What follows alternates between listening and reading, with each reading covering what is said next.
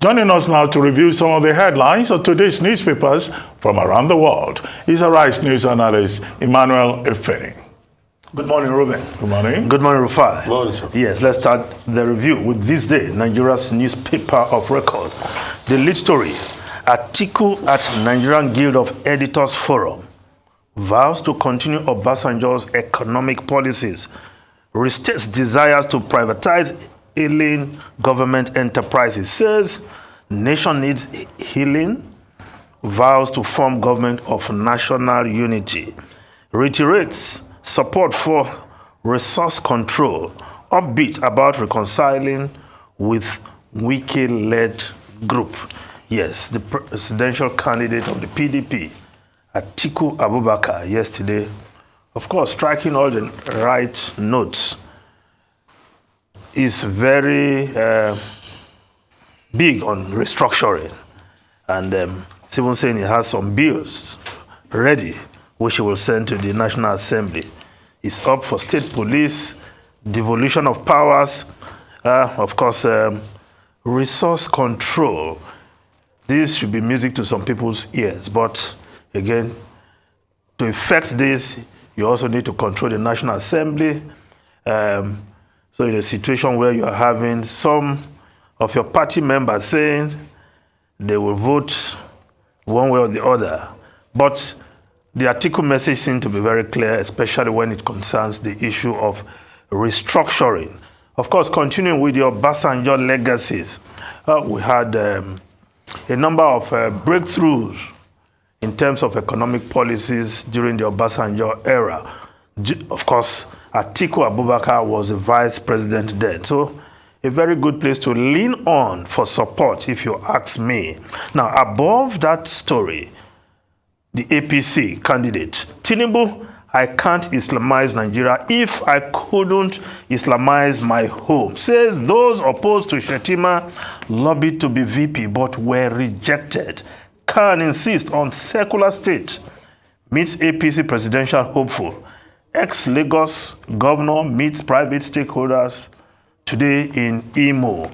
Yes, the Asiwaju Bola Ahmed Tinubu carrying his campaign the way it has been so structured to appear on programs and forums organized by the party. Today, he will be meeting stakeholders in Imo. But the meeting yesterday was with members of the Christian Association of Nigeria, where he had to explain again his choice of a Muslim running mate. Of course, against the backdrop of the criticism of his choice of a Muslim vice presidential candidate, Kazim Shettima. Tinubu said that his choice was based on capacity, cordiality, and one who could help him win the election. Of course, his justification very much familiar, but again, those who are opposed to the Muslim ticket are saying for balance, a secular state like Nigeria, a Christian should have been his running mate, but that is done and dusted, and he will live with that choice and face the electorate with that choice. Of course, I had to explain once again to the Christian Association of Nigeria. The Punch newspaper also reporting that story, Muslim ticket, friends criticizing me, lobbied for Vice President Tinubu. That's how the Punch newspaper is reporting it. Tinubu meets Khan, says he didn't Islamize his family, can't do such to Nigeria. Now, Vanguard newspaper, bill for restructuring resource control ready. Atiku, power devolution and state police on the card. I will form a government of national unity. PDP will win Lagos, 24 other states in 2023, says Ayu. Now, below the photograph on front page of the Vanguard newspaper, 2023, Igbo elders tackle Soludo over comment on Peter Obi. I know we've not heard the last of that. Now, the Daily Trust newspaper also reporting the Tinubu can parley, can't set agenda for Tinubu, Atiku, others. Key things Buhari's successor must do. Christian Association of Nigeria. Why I didn't pick Christian running mate Tinubu. But there's another story just beside the photograph. In the front page of Daily Trust, drunken soldier crushes army general to death in Lagos barracks. A very sad one. A sad day for the family of the army general who was involved in this. Recall how that brilliant female pilot was crushed by another officer in the barracks. And people like this should be dealt with. But again, it's a sad loss within the barracks, not in the battlefront. Now, the Nation newspaper, Tinubu, I am not seeking office on religious grounds.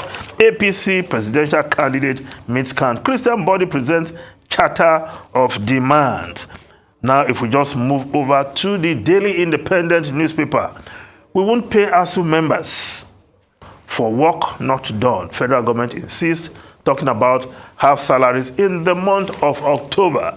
Yes, the federal government insisting that the extant labor law must take its course. No work, no pay. For the period you will not work, you will not collect pay. Well, Academic Staff Union of Universities, they want the president to intervene and overrule the labor minister. But again, for now, this is the position, and the government is within the law. If the president wants to be magnanimous, well, that is a different matter altogether. But no work, no pay is the law of the land. Labor law, the extant labor laws. Now, below the photograph, in front page of the Daily Independent newspaper, we're talking of the Daily Independent newspaper now. Daily Independent newspaper, use of beavers, e-transmission of result, irreversible, INEC reassures. Yes, for those who think they can put pressure on INEC to change the situation. Of course, the Electoral Act 2022 make provision for this, and so it has to be, because for transparency of our voting process, this is the way to go. We have the gadgets in place. We've seen it work very well in Anambra, Ekiti, Osun. We just hope INEC will fine-tune it to near perfection before the general election in 2023. The Guardian newspapers, 99 days to election. CSO seeks sanctions against underage voting. Duplication of INEC register. Duplication in INEC register. Development, not surprising. Erring staff will be sanctioned. INEC wants. Don't make Nigeria a problem for West Africa. Electoral Forum chair warns politicians. CSI 2020 poll test of Nigeria's democratic strength. Yes. Now, the Business Day newspaper, Nigeria misses millions of dollars on failed LNG projects. Yes, Nigeria's 2006 trillion cubic feet of proven gas reserve is only 12% of Russia's 1,688. But we could have been raking in billions of dollars if only we had created the environment for foreign investors in our gas sector. And of course, if we had completed gas LNG projects in Brass, in Olokola, Ogun State. But here we are. We hope the next government will give priority to that, because this is a resource we have in abundance. Not to put it in the market there at a time Europe is looking for sources to replace Russian gas. Well, we just hope that will be taken care of by the next government, at least starting the process, completing the Brass LNG and the Olokola gas project also. Now, the foreign newspapers quickly. The Times of London. Hunt's taxes target the wealthy. Chancellor will drag thousands into top rate with autumn statement as he pledges to protect the vulnerable. Yes, protecting the vulnerable, but as the Guardian UK is reporting, millions face rise in energy bills as Hunt lifts price cap. The price cap will be lifted from £2,500 to about £3,100. According to the Chancellor, in his statement, he's likely to release tomorrow. There's a need to save money and to reduce borrowing. Rufai, you always ask, where is the money going to come from? Now, the Chancellor, Jeremy Hunt, is showing you where the money is going to come from. Yes, just before I come over to you, Wall Street Journal, GOP narrowly wins control of the House party's majority at least 218. Yes, that benchmark met by the Republicans. 218 seats set up Washington for a divided government. How will Joe Biden cope? Well, he's been touted as, with his rich legislative experience, as a man who walks across the aisle and is the master of bipartisanship. I hope he will show it in the next 2 years. One thing is certain, Joe Biden will be able to walk his way through because, like you said rightly, he's the master of bipartisanship with very stellar experience in the Senate and the House. I mean, he became a senator at the age of 29 or 30. And he served there for so many years, close to over 30 years in the Senate. So he's got experience and he's going to work through it. But it's going to be a divided one because the House now is filled with a lot of people that are pro-Trump. Trump has made his declaration for presidency. Although some people are arguing that for the first time in a while, the Murdoch media empire is not backing him up. In fact, there was just a little small story reported in one of the major newspapers in America that said Florida man decides to run for presidency, which was a slur on the size of Donald and the person of Donald Trump. A lot of people say, okay, probably they are backing Ron DeSantis, but it's going to be out square. It's going to stall a lot of things, but if they work across the aisle, which is always difficult to do in America, they'll get some things passed. But there's also likely to be division within the Republican Party. Yes, there's division within the Republican Party, but the question is, when it comes to voting, most of them fall in line. And the core areas will be ideology, pro-life or pro-choice. So they will, come together as regards those ideological issues.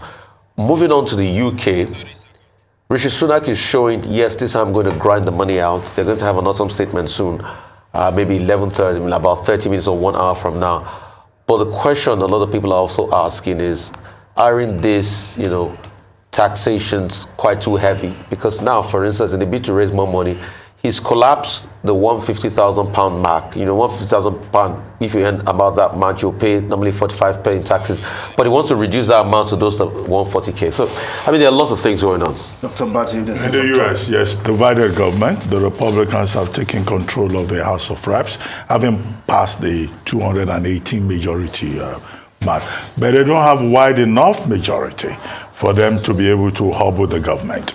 What they'll probably do will be to do what the Democrats did to Trump, try to impeach Biden on one issue or the other.